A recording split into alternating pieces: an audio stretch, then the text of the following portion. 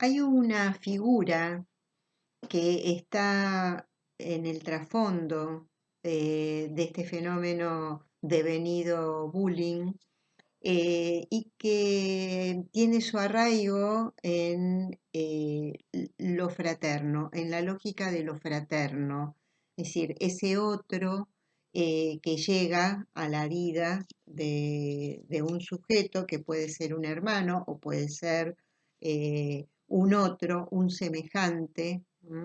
Que hay que decir que para que se constituya en un semejante hay un proceso subjetivo a realizar para que ese otro no sea el enemigo que viene a quitarme el lugar, sino que es un semejante. Pero, digamos, la figura de los hermanos, las hermanas, les hermanes, es, es una figura bastante, digamos, eh, elocuente para dar cuenta de cómo se juegan esa disputa de lugares. Cuando hago esta salvedad porque hay gente que no tiene hermanos, ¿sí? Biológicos o no convive con eh, son hijos únicos, ¿sí? Sin embargo, igual en la rueda de la sociedad se juega esta lógica. Por eso quiero hacer esta salvedad. Eh, entonces, haciendo esta salvedad, me voy a referir a aquellas situaciones en las cuales sí efectivamente llega un hermano, una hermana, ¿sí? Alguien, un nuevo integrante de ese núcleo familiar, y es una gran conmoción, ¿no? Es como el destronar, se pone en juego el complejo, digamos, de lo fraterno, dice en algún momento Lacan, y que la disputa no es entre esas dos personas, el bebé nuevo que llega y el niño que ya está, sino que la disputa es por un objeto en común, que sería quien cumple el rol materno, ¿sí? Es la disputa por ese referente. Y en esto me quiero detener, que en esa disputa, en ese rebobinar la película, también tenemos que ir a mirar que que, qué es lo que se cayó, digamos, respecto de la mirada de ese otro referente para que sostiene al sujeto. ¿M?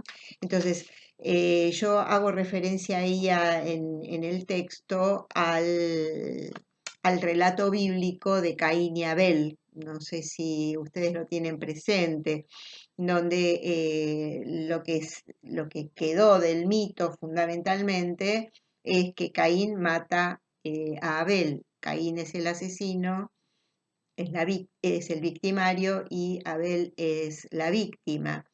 Rebobinando el relato, se puede advertir, lo voy a decir así muy esquemáticamente, que ahí hay otra figura, ese referente está encarnado está en la figura de Dios, ¿sí? Que recibe las ofrendas de uno, de Abel, y no recibe las ofrendas del otro.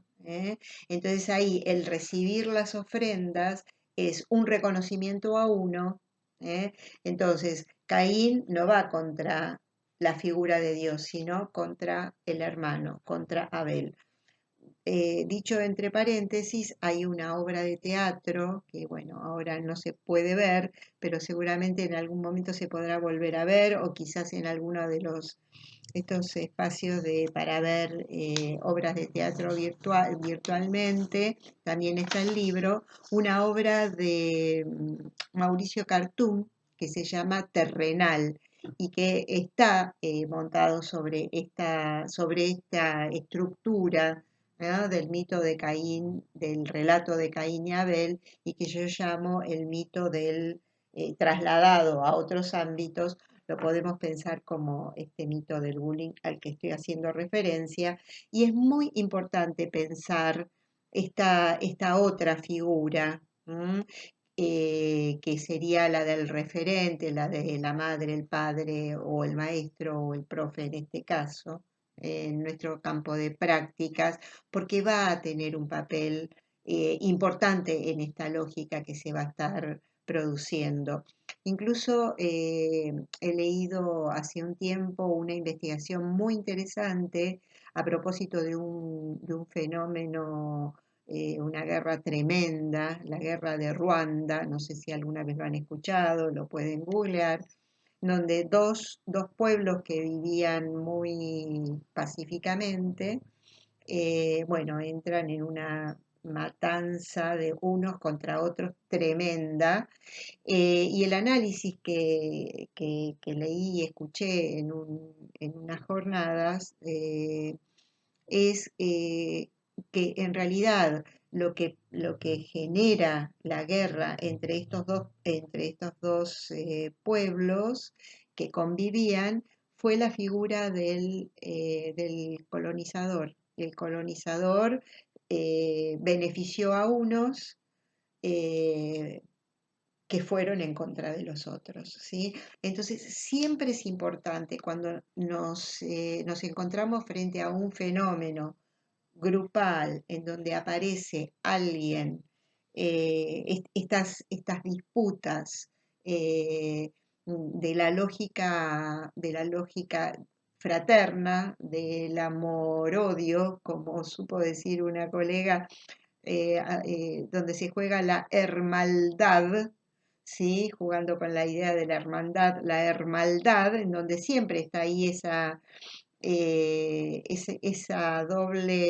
doble sentimiento de amor-odio, que es inherente a la constitución del semejante, por la vía amorosa, hacia ahí vamos justamente, en donde no hay un solo lugar en disputa y no hay un lugar respecto de la mirada de ese otro.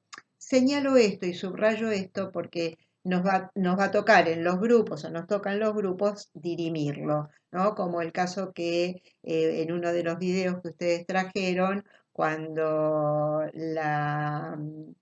el chico, el rubio de ojos celestes, le dice boliviana, anda a vender limones, la salida lo que le salió a la profe en ese momento fue, bueno, vos te miraste, ¿qué te pasa a vos? Vos sos perfecto, nadie es perfecto. Bueno, salió por ese lado. Digo, algo hizo, lo que hagamos va a tener, nos va a dar, tiene una incidencia y lo importante no va por la vía de la culpa, lo que hice o no hice, uno hace lo que puede, después lo piensa, y lo que estamos aquí es para munirnos de herramientas para pensar que ahí tenemos un margen, no es todo, no somos omnipotentes, siempre lo remarco, tenemos algún margen para poder operar de algún modo. Entonces, y hablando de operar de algún modo, vamos a decir que esa figura de autoridad, ¿no?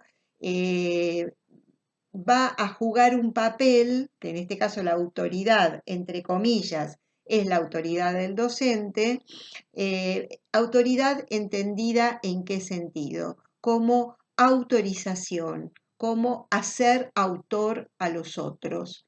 Sin embargo, y ahí es un apunte que yo planteo respecto de la dimensión sociohistórica, que en la lógica de la víctima y el victimario, lo que se pone en juego es no la idea de autoridad, sino lo que prima es la seguridad. Hay que defender a las víctimas de los victimarios. Y lo que hacemos en ese movimiento es reforzar y fijar, ¿eh? Porque cuando nombramos y fijamos de esa manera, lo que hace, lo que alimentamos es el circuito de hostilidad y de agresividad. Bueno, en la última entrada, la próxima, voy a hacer referencia a, a la lógica de constitución de lo grupal, en donde hay un caldo de cultivo para que esta lógica de lo fraterno, con todos los condimentos que acabamos de decir, se pone en juego. Así que vamos con la última entrada de esta clase.